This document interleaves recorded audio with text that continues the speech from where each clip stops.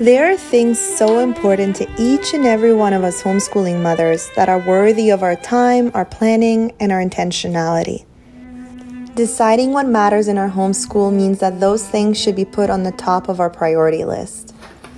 And then there are things that we'd love to say yes to out of fear of missing out, but that take away from the truly important stuff.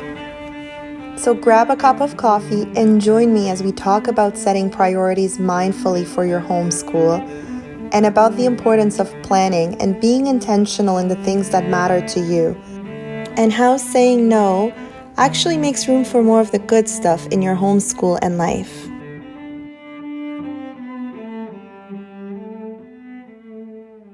Hello everyone and welcome back to my channel. My name is Nives, for those of you who are new here, and I'm a homeschooling mom of 2 girls. I've recently left my career and my job in order to stay home and homeschool them. And so on this channel I talk about that experience, I talk about that transition, I talk about motherhood, homeschooling, doing things a little bit differently from the rest of the society. So welcome to my channel and I hope you stay. Okay, so today I wanted to chat about setting priorities in our life, and especially as a homeschooling mother. How do we do it all? Can we do it all? And obviously the answer is no, we cannot, but there are certain things we can do in order to make our life a little bit easier, a little bit more smooth sailing. So I wanted to talk about those, some stuff that has helped me and some stuff I'm still striving for and that I'm still struggling with. As homeschooling and stay-at-home mothers, we are a single person, but we do all of it. We are a mother a lot of times to multiple children. We are a nurturer, we are teachers, we are the keepers and the managers of our houses. We're also complex beings with our own set of challenges, feelings, emotions, needs.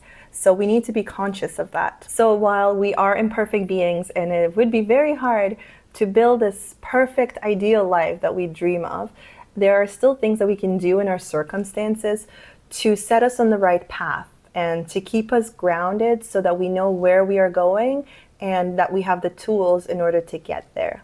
My reality and what it is that I have to prioritize is going to look so different from another mom, and that's because we are all in different circumstances. We are in different seasons of life, different situations, so it's going to look completely different what I do versus what you will do or another mom will do. For me, preschool homeschooling looked very different with a newborn and a toddler versus now with a toddler and a kindergartner. It's completely different. Not one was easier than the other, but it was different priorities that I had to set in order for our life to be a smoother life. So depending on your obligations and the season of life you're in, you're gonna have to trim down exactly what the main priorities are in your life. When we first started homeschooling in the fall, I had so many items on my list, and as weeks progressed, I realized that it was just too much. I had to narrow it down to what's really important to us and what will serve us well in that season of our life. So I sat down and narrowed down our social commitments, educational expectations, certain priorities that I had on my list so that it would make sense in our life. And also, I've made a video about homeschooling preschoolers using the Charlotte Mason method and the 3 priorities that I focus on in our homeschooling experience. And those 3 priorities are based on the home education volume. So this is not something that I came up with off the top of my head.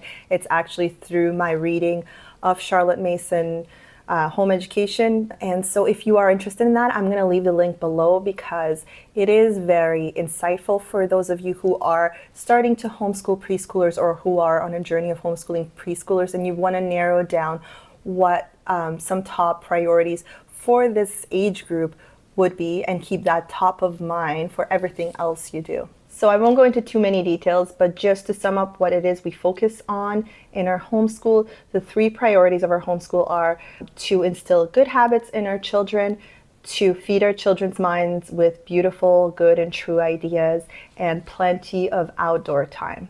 And that is what our homeschool is structured upon, those 3 guiding principles, which means that when I plan for what kind of activities we're going to be doing, what kind of events we're saying yes to, what kind of learning we're going to be doing, I keep in mind those 3 priorities and that helps guide me in what we say yes and what we say no to.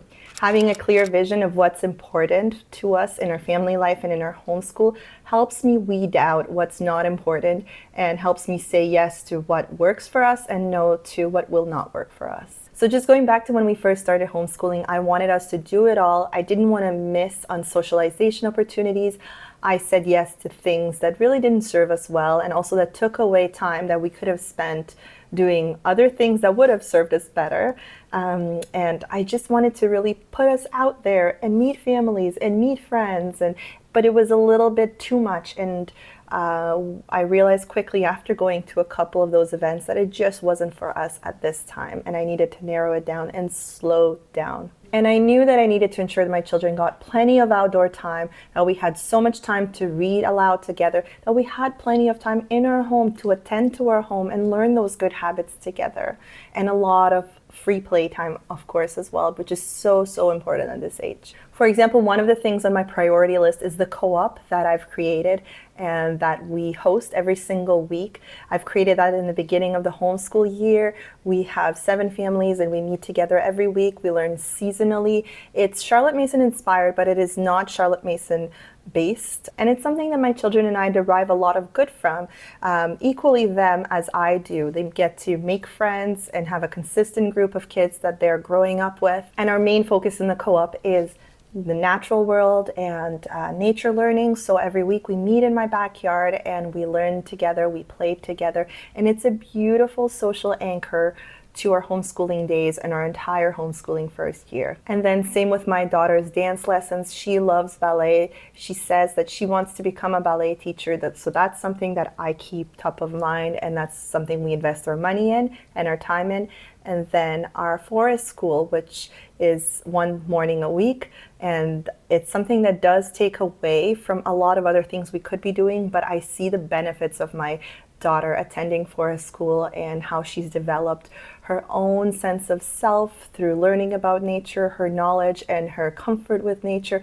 And I find that to be a really beautiful thing. So we definitely invest our resources and our time there. Whereas I don't make time for certain other events like library, homeschooling meetups, or other kind of get-togethers or meetups because we just don't have the capacity for it. We don't have the time, resources, or financial means for it at this time in our life. And part of prioritizing is also realizing that we cannot be everywhere at the same time and we cannot do it all. So we need to let go of that fear of missing out that so many of us get. So planning goes hand in hand with prioritizing, but it is so important for a successful homeschool experience. I see the difference when I sit down and take the time to plan what our day or week or month is going to look like, as opposed to me just waking up and winging it that day. So for me, planning looks like sitting down the week before and opening my planner, and in there I normally plan ahead of time before that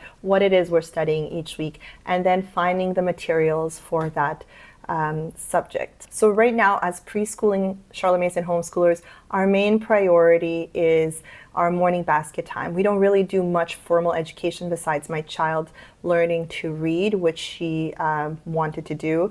I know it's frowned upon in the Charlotte Mason circles, but I don't do things perfectly the Charlotte Mason way, and I'm okay with that. So it's our morning basket time. So ahead of that, I actually schedule in my planner what it is we are learning about every week. We do seasonal and nature-based learning, and then in the beginning of the week, I sit down, on the weekend or at the end of the previous week, I sit down with my planner and I go through what it is we are learning about, and I print out all the materials we need. I find songs or hymns we might need. I find hands-on activities, etc., etc. And then I print all of that out. I select the books we're going to be reading. I place holds for the libraries at the books, which I usually have to do a few weeks before. And it's something I normally do in the beginning of the month as part of my planning. I also flag certain pages in certain books, like if there's a specific Aesop's fable we're going to be learning, or if there's specific pages in our nature anatomy books we're going to be going through, I flag those so that that's prepared. And I also go through our commitments and what activities or events we have coming up as part of that week, and just make sure that I'm aware and that everything's on track. And being intentional about doing this every single week makes our homeschool and our home life function so much better. So let's talk about that intentionality. Being intentional goes hand in hand with both planning and prioritizing. But once we do choose what it is we are prioritizing and what it is, what kind of activities or events or things we are letting into our homeschool life, I think it's important to do it with intentionality and with effort and with putting some thought into it. The homeschool co-op I lead is a great example. I feel so blessed to have found a group of like-minded mothers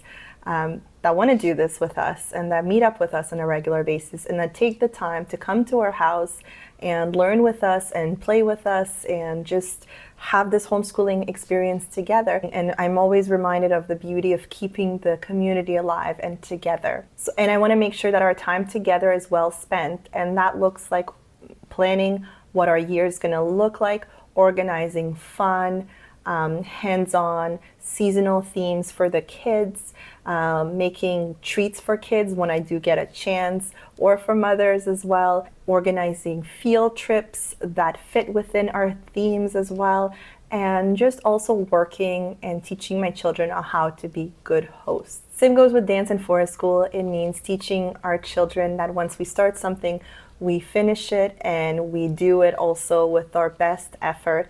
It means showing gratitude towards their teachers and their instructors and letting those instructors and those teachers know that their efforts and their good attitude is also so important in my children's lives. So I do try to let them know how much we appreciate their work. It means taking the time to study and read the Bible every day. I try to be intentional with my time and my children's time with God and teaching them the virtues of the Bible. It means being intentional about what kind of books we let into our life and what kind of ideas or media is let into our children's minds, what kind of feelings those things are going to leave them with, what kind of thoughts they're going to provoke, right? And through intentionality is such a beautiful opportunity to develop so many beautiful character traits. For example, hospitality, when we do host our co-op, it means learning to love and take care of nature, to not litter, to not damage nature, that we are not just there to use nature, but that we are part of it and that we get to coexist with it. And I feel like my daughter has developed such a beautiful appreciation of that. It means learning the habit of attention when we sit down and read books together. It means learning thankfulness and gratitude. And sometimes when we want to make everything happen, it's also okay to be able to let go. So something my husband and I realized is that we were overcomplicating things in our life, and sometimes that overcomplication was taking away from family time that we could have been spending together. Time, for example, that I could be reading with my children in the morning instead of scrubbing a dish or making another round of breakfast, etc., etc. So finding systems that work for your family and implementing them goes a long way in creating a more cohesive home atmosphere and making more time to be together as opposed to constantly attending to your home. And that can also mean being okay with some mess. I know that's so hard when we're at home all day, every day, and where we're eating perpetually, we are cleaning perpetually. There's always, like, I feel like I'm in the kitchen 10 times a day, and I'm still figuring all of that out myself. But I think it's okay to let go of perfection or let go of your home looking the exact way that you wish it would look for the time that you get with your children to read to them, to play with them, to learn with them, for example, or time that you would have with your husband after he's done work, where you all get to sit down and have a long meal together or play family games together. I think letting go of constantly attending to other things is so important and facilitates that life of togetherness. So we are constantly figuring out what are the best systems in place. To be honest, there's a lot of chaos in our life, and I know that that's just a situation for a lot of you as well who are homeschooling. I would really be surprised if you're like, no, everything is so constantly peaceful and everything falls in its place. And like, I know that even like those of you who have minimized your home so much, a lot of work goes into that. So there's a lot of work when you are a stay-at-home family. But yeah, being okay with letting go is also so important. And that's just the nature of being a stay-at-home family. There's just more dishes, more food constantly being done, more crumbs everywhere. Oh, my cat is freaking out outside. Okay, wait. And I know that I will miss seeing those dirty footprints on the ground, which are constant now that nice weather is here and we're constantly in and out of the house. And I feel like I'm always mopping them, and I will miss seeing those smudges on the windows and all over the walls, and doing those rounds of laundry and constantly doing dishes and constantly making food. I will miss that when they're out of the house. So I try to keep that top of mind. But of course, I also feel overstimulated really easily. So I do want to implement better systems in place that mean that it's a little bit smoother in our house. So those are some important things in our homeschool for home and for our homeschool experience to run smoothly. I would love to hear what are some important things for you. Please drop them down below. And as you can see, we're all a work in progress. There is no perfect home. No one has figured out the perfect system, and we're all just trying our best. And thank you so much, everyone, for being here once again, and I will see you in my next video. Bye, everyone.